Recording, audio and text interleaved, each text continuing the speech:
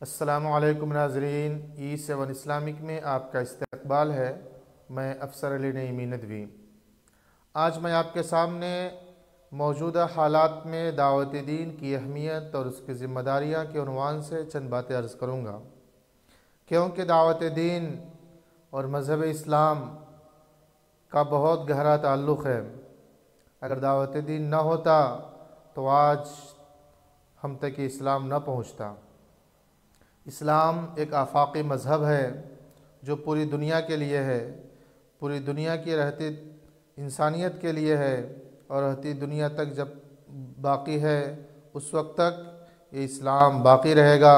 قیامت تک رہنے والا دین اسلام ہے۔ رسول اللہ صلی اللہ علیہ وسلم نے اس کے بارے میں چند ہدایات اور کچھ اصول بیان فرمائے۔ اگر ان ہدایات اور اصولوں کو اپنی زندگی میں لائیں اور اس کے مطابق ہم دعوت دین کا فریضہ انجام دیں تو ہمارا یہ پیغام بہت مؤثر اور معنی خیز اور زرخیز ہوگا، اور ہماری دعوت مؤثر ہوگی اور اس کے اثرات ہمارے نظروں کے سامنے ہوں گے۔ اللہ تبارک و تعالیٰ نے قرآن کریم کے اندر ہماری آپ کی یعنی آخری امت محمدیہ کی تعریف بیان فرمائی اور اس کی کچھ ذمہ داریاں دیں۔ فرمایا کنتم خیر امت اخرجت للناس تأمرون بالمعروف وتنہون عن المنکر وتؤمنون باللہ، کہ تم بہترین امت ہو، تم دنیا کے اندر نفع رسانی کے لیے لوگوں کو سیدھے راستے کی طرف رہنمائی کرنے کے لیے نکالی گئی ہو، اور یہ تمہارا مقصد اور پیغام ہے۔ اسی لیے اللہ تعالیٰ نے اس امت کی تعریف فرمائی کہ کنتم خیر امت، کہ تم بہترین امت ہو، اور بہترین امت اس لیے ہو کہ تم لوگوں کو نفع رسانی کے بارے میں بتاتے ہو، یعنی ان کو یہ بتاتے ہو کہ تمہارا فائدہ کس میں ہے، اصل فائدہ اور اصل مقصد کی طرف انہیں گامزن کرنے کی کوشش کرتے ہو۔ یہ پیغام بہت ہی اہم ہے، لہٰذا اس کو اہم کام کو ادا کرنے کے لیے ہمارے لیے ضروری ہے کہ ہم اس کے اصول و ضوابط کی پابندی کریں۔ اللہ تبارک و تعالیٰ نے ہماری تعریف فرمائی کہ ہم بہترین ہیں، کس وجہ سے؟ کہ ہم دین کا پیغام دوسروں تک پہنچاتے ہیں۔ رسول اللہ صلی اللہ علیہ وسلم نے یہ جو دعوت کا کام انجام دیا تو اپنے پیرووں سے فرمایا، جس کا ذکر قرآن کریم میں اللہ تعالیٰ نے کیا ہے، قل ھذہ سبیلی، اے نبی کہہ دیجئے کہ یہ میرا راستہ ہے، قل ھذہ سبیلی ادعو الی اللہ، کہ میں اللہ کی طرف دعوت دیتا ہوں، علی بصیرہ، پوری بصیرت کے ساتھ، انا ومن اتبعنی، میں اور وہ لوگ جو میری اتباع کرتے ہیں، سب اس میں شامل ہیں کہ میں بھی بصیرت کے ساتھ لوگوں کو اللہ کے راستے کی طرف بلا رہا ہوں، اور جو میرے پیروکار ہیں ان کی بھی یہ ذمہ داری ہے کہ پوری بصیرت کے ساتھ وہ دین کا پیغام دوسروں تک پہنچائے اور دوسروں تک دین اسلام کی دعوت کو لے جائے اور ان کو روشناس کرائے۔ اللہ تبارک و تعالیٰ نے ہم سب کی ہدایت کے لیے جو انبیاء کا سلسلہ جاری کیا تھا، آخری نبی آقا نامدار تاجدار مدینہ عربی پاک صلی اللہ علیہ وسلم پر یہ ختم ہو گیا، اور اس سے پہلے کہ جو نبی آئے ان کی امتوں کا سلسلہ بھی ختم ہو گیا۔ اب صرف دنیا میں ایک ہی امت باقی رہیں گی، اور وہ ہے امت محمدیہ، یعنی اللہ کے نزدیک سب سے محبوب مذہب اسلام ہے، جس کے بارے میں قرآن کریم میں ارشاد ہے، ان الدین عند اللہ الاسلام، کہ اللہ کے نزدیک دین صرف دین اسلام ہے۔ تو اس کا مطلب یہ ہے کہ اللہ کے نزدیک جو امت ہے وہ صرف یہی ایک امت ہے جس کے بارے میں اللہ تبارک و تعالیٰ نے واضح طور پر بیان فرمایا ہے۔ آپ صلی اللہ علیہ وسلم کو یہ جو پیغام دیا تھا کہ لوگوں کو دین کی طرف بلائے، ہمارے لیے موجودہ حالات میں اس کی بہت ضرورت ہے۔ ہمیں ضرورت اس بات کی ہے کہ برادران وطن کو ہم دین اسلام سے واقف کرائے، جو ہمارے جاننے والے ہیں یا نہیں جاننے والے ہیں ان تک یہ پیغام پہنچانے کی کوشش کریں، کیونکہ آپ صلی اللہ علیہ وسلم کو اللہ نے حکم دیا کہ انذر عشیرتک الاقربین، کہ آپ اپنے قریبی رشتہ داروں کو ڈرائیں، یعنی اللہ کا پیغام پہنچائے۔ تو اللہ تبارک و تعالیٰ نے جو حکم دیا تھا اس کو آپ نے بحسن خوبی انجام دیا۔ اس کے بعد آپ صلی اللہ علیہ وسلم نے اپنے صحابہ کو بھی یہی تعلیم دی، لہٰذا حضرت ابوبکر رضی اللہ تعالیٰ عنہ کی کوششوں سے بڑے بڑے صحابہ اسلام قبول کیے، جو آگے چل کر عشرہ مبشرہ میں شمار کیے گئے۔ تو آج ہماری بھی ذمہ داری ہے، ہم بھی آپ کی امتی ہیں، کہ ہم بھی اس کام کو اپنے اہم کاموں میں شامل کریں۔ اللہ تبارک و تعالیٰ نے ایک عام حکم دیا کہ تم میں سے ہر ایک کی ذمہ داری ہے کہ وہ اس کام میں جڑے، اور اس کی اہمیت کو اور زیادہ واضح طور پر بیان کرنے کے لیے فرمایا کہ وَلْتَكُن مِّنكُمْ أُمَّةٌ، کہ تم میں ایک ایسی جماعت ہونی چاہیے جو صرف اسی کام کے لیے وقف ہو، جو دین کے داعی بنے۔ اسلام کے شہدائی تو ہر شخص کو ہونا ہے، لیکن خصوصی طور پہ جو اسی کے لیے اپنی زندگی کو وقف کرے، یعنی لوگوں کو اچھائی کا حکم دے، برائی سے روکے۔ اس کے بارے میں اللہ نے واضح طور پر بیان فرمایا ہے۔ اس لیے ہمارے اندر ایک ایسی جماعت کا ہونا ضروری ہے جو اس کام کو انجام دیتے رہے اور اس کو تکمیل تک پہنچانے کی کوشش کرے۔ اور اس کام کو انجام دینے کے لیے یہ بھی ضروری ہے کہ ہمارے دل کے اندر وہ تڑپ ہو، وہ کڑھن ہو، وہ جذبہ اور لگن ہو، کہ جو جذبہ آپ صلی اللہ علیہ وسلم کے اندر اللہ تعالیٰ نے ودیعت فرمائی تھی، اور آپ اتنے زیادہ پریشان تھے، اتنے زیادہ فکر مند تھے کہ اپنے آپ کو وہ ہلاکت میں ڈالے جا رہے ہیں۔ کہ جیسے کوئی شخص ایک خواب دیکھتا ہے جاگتے ہوئے، سوتے ہوئے نہیں، جاگتے ہوئے خواب دیکھتا ہے، اور اس خواب کو مکمل کرنے کے لیے اپنی پوری کوشش صرف کر دیتا ہے کہ جب تک اس کا خواب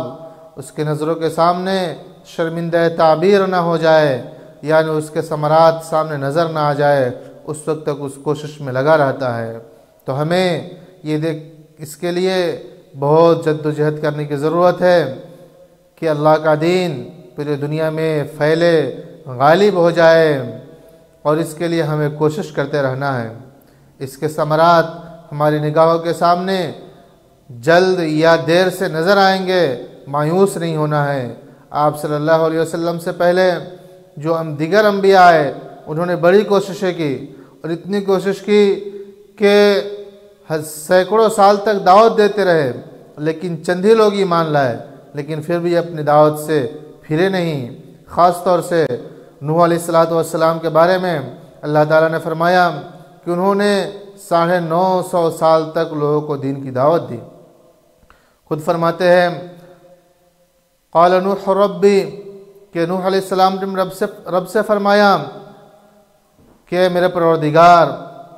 انی دعوت قومی لیلا ونہارا فلم یزدہم دعائی الا فرارا فقلت استغفروا ربکم انہ کان غفارا، کہ میرے پروردگار، ہم نے اپنی قوم کو رات و دن دعوت دی، دن رات ایک کر دیا دعوت دینے کے لیے، لیکن وہ ایسی قوم تھی کہ سنبھلنے کا نام نہیں لیتی تھی۔ اعلنت لہم واسررت لہم، نوح علیہ السلام کی دعوت کے بارے فرماتے ہیں کہ میں نے اس دعوت کو اعلانیہ طور پہ بھی کیا ہے، سری طور پہ بھی کیا، جہری طور پہ کیا، جو ممکن تھا میں نے سب کچھ کیا، رات دن ایک کر دیا۔ اس کے بعد قوم نہیں مانی تو اللہ تعالیٰ کا عذاب آیا اور قوم ہلاک ہو گئی، اور جو ایمان والے تھے ان پہ ایمان لائے تھے وہ بچے۔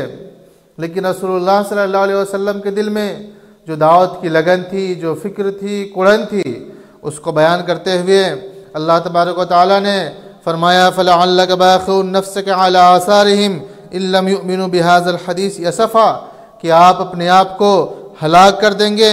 اگر یہ لوگ ایمان نہیں لاتے ہیں، افسوس کرتے ہوئے کہ یہ لوگ کیوں ایمان نہیں لائے، یہ لوگ کیوں اللہ کے دین کو قبول نہیں کی اور اپنی آخرت کو تباہ و برباد کر لیے۔ تو لہٰذا اس طرح کی کڑھن ہونی چاہیے ہمارے دل کے اندر، تب دعوت مؤثر ہوگی۔ اگر ہمارے دل میں وہ کڑھن نہیں ہے، وہ تڑپ نہیں ہے، وہ جذبہ نہیں ہے، تو دعوت ہماری مؤثر نہیں ہوگی۔ ہمیں بولنے کے لیے بہت زیادہ شعلہ بیاں مقرر ہونے کی ضرورت نہیں ہے۔ آج اس دنیا میں ایک دعوت کا پیغام چل رہا ہے جو دعوت و تبلیغ کے نام سے جانا جاتا ہے۔ اس کو شروع کرنے والے الیاس رحمۃ اللہ علیہ کوئی بہت بڑے اپنے زمانے کے مقرر نہیں تھے، وہ بہت زیادہ علم والے اپنے زمانے کے نہیں تھے، لیکن ان کے دل میں ایک تڑپ تھی، ایک کڑھن تھی، وہ بے چین تھے کہ یہ اللہ کا پیغام بندوں تک پہنچے، یہ اللہ کے بندے اللہ کو مانیں اور انہی کی پیروی کرے، انہی کے بتائے ہوئے راستے پر چلے اور اپنی آخرت کو کامیاب و کامران بنائے۔ یہ کڑھن ایسی تھی کہ اللہ تعالیٰ نے ان کی اخلاص کو قبول کیا اور پوری دنیا کے اندر اس پیغام کو عام کر دیا، جو آج دنیا کے ہر ملک کے اندر یہ کام چل رہا ہے۔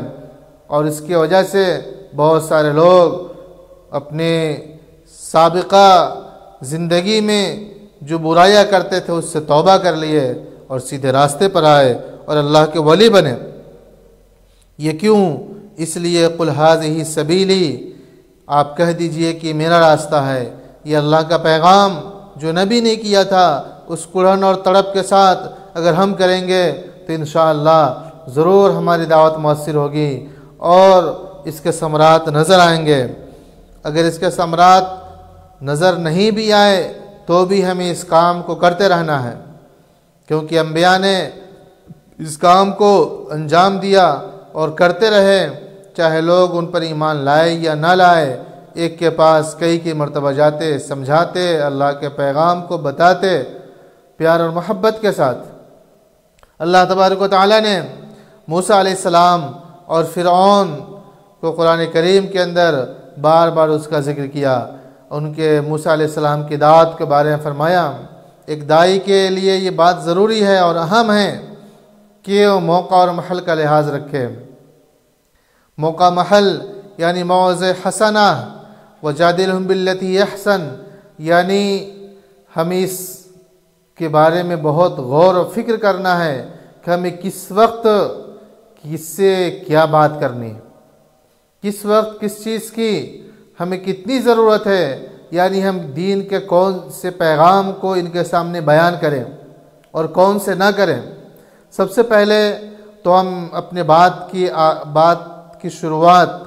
ایسے مشترکہ باتوں سے کریں جس سے ہمارا مخاطب بھی متفق ہو۔ تعالوا الی کلمۃ سواء بیننا وبینکم، کہ ایک کلمے کی طرف چلے آؤ جو ہمارے اور تمہارے درمیان متفق ہے، ایک ہے، ہم اور تم مانتے ہیں۔ جیسے ہم غور کریں کہ اس وقت جو ہمارے گرد و پیش ہے، برادران وطن ہیں، وہ یہ مانتے ہیں کہ ایک ایشور ہے، ایک خدا ہے، یہ سب مانتے ہیں۔ چند ہی لوگ ایسے ہیں جو نہ ماننے والے، ان کی تعداد بہت کم ہے۔ تو لہٰذا ان سے اپنی بات کا آغاز کریں، ان سے اپنے روابط رکھے، تعلقات کو رکھے، ملتے جلتے رہے اور موقع محل کے حساب سے دیکھتے ہوئے ان کو اسلام کی تعلیمات سے آگاہ کرنے کے لیے کچھ کتابچے ان کو پیش کریں جو مناسب وقت ہو، تاکہ اس سے وہ مطالعہ کرے اور اچھی طرح اسلام سے واقف ہو۔ ہدایت دینا یہ تو صرف اللہ ہی کے اختیار میں ہے، لیکن کوشش کرنا ہمارے اختیار میں ہے۔ ہم جتنی کوشش کریں گے، اللہ تعالیٰ نے چاہا تو ہماری کوشش بار آور ہوں گی اور اللہ تعالیٰ اس کے ذریعے سے کسی کو ہدایت کا ذریعہ بنا لیں گے ہمیں۔ تو اللہ کے رسول صلی اللہ علیہ وسلم نے حضرت علی سے کہا تھا کہ تمہارے لیے سرخ اونٹ سے بہتر ہے۔ اگر ہماری وجہ سے اگر کوئی اپنی سابقہ زندگی جو گناہوں میں لت پت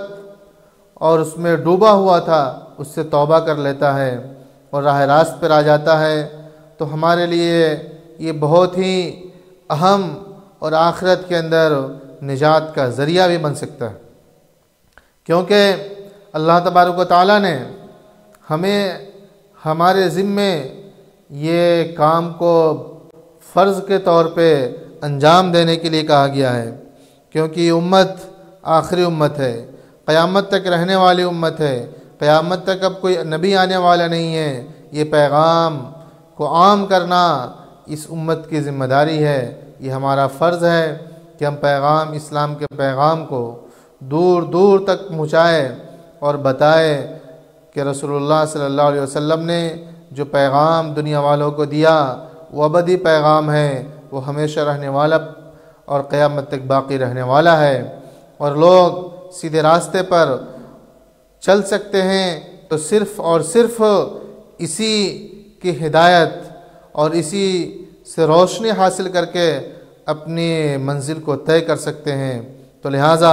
ہمیں چاہیے کہ اس کے بارے میں کوشش کریں۔ جب اللہ کے رسول صلی اللہ علیہ وسلم حجۃ الوداع کے موقع پر یہ پیغام سب کے سامنے رکھا کہ جو یہاں موجود ہے، جو موجود ہے وہ غائب تک پہنچا دے، جو یہاں موجود نہیں ہے، اور اللہ کے رسول صلی اللہ علیہ وسلم نے فرمایا کہ نظر اللہ تعالیٰ اس شخص کو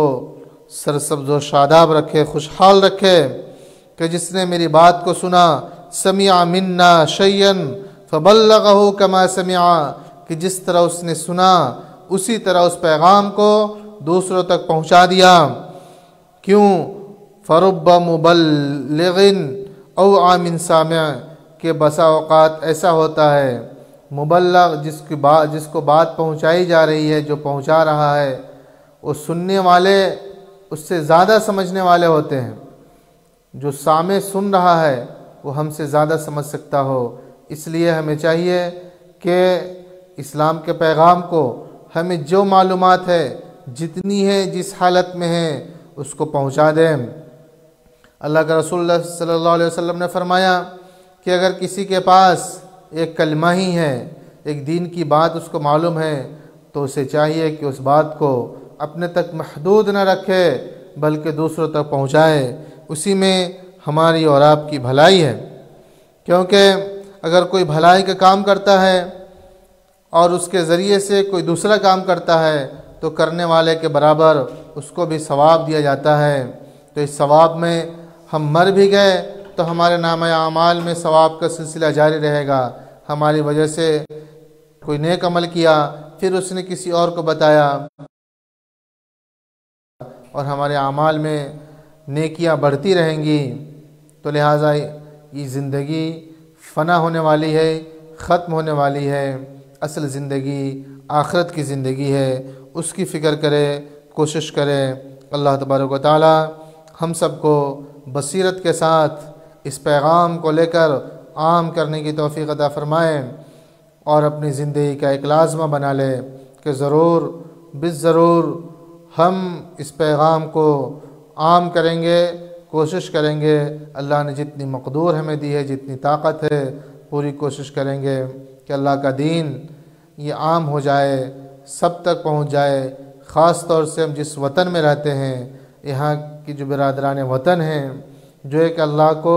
ماننے کا دعویٰ کرتے ہیں لیکن اس کے ساتھ بہت سارے کو شریک کر لیتے ہیں، ان مشرکین تک بھی، برادران وطن تک ہمیں ہمدردی اور رواداری کے ساتھ یہ پیغام کو پہنچائے تو ضرور بار آور ہوں گے اور ہمارے لیے صدقہ جاریہ بھی ہوں گے۔ اللہ تعالی ہم سب کو اس کے لیے قبول فرمائے، اور ہم کوشش کریں، ہماری کوشش کے بقدر اللہ تعالی ضرور دے گا، کیونکہ اللہ کا فرمان ہے کہ لیس للانسان الا ما سعى وان سعيه سوف يرى، کہ انسان کو اس کی کوشش کے بقدر ہی دیا جاتا ہے، جتنی کوشش کرے گا اس کے ثمرات اس کے سامنے ہوں گے، اس کے فوائد اس کو نظر آئیں گے۔ تو لہٰذا ہم اس کے لیے جتنی کوشش کریں گے اتنے ہم کو زیادہ سے زیادہ ثواب ملیں گے اور ثمرات ملیں گے، اور آخرت کے اندر ہم سرخرو ہوں گے۔ اللہ اس کی توفیق عطا فرمائے، آمین۔ وآخر دعوانا ان الحمد للہ رب العالمین۔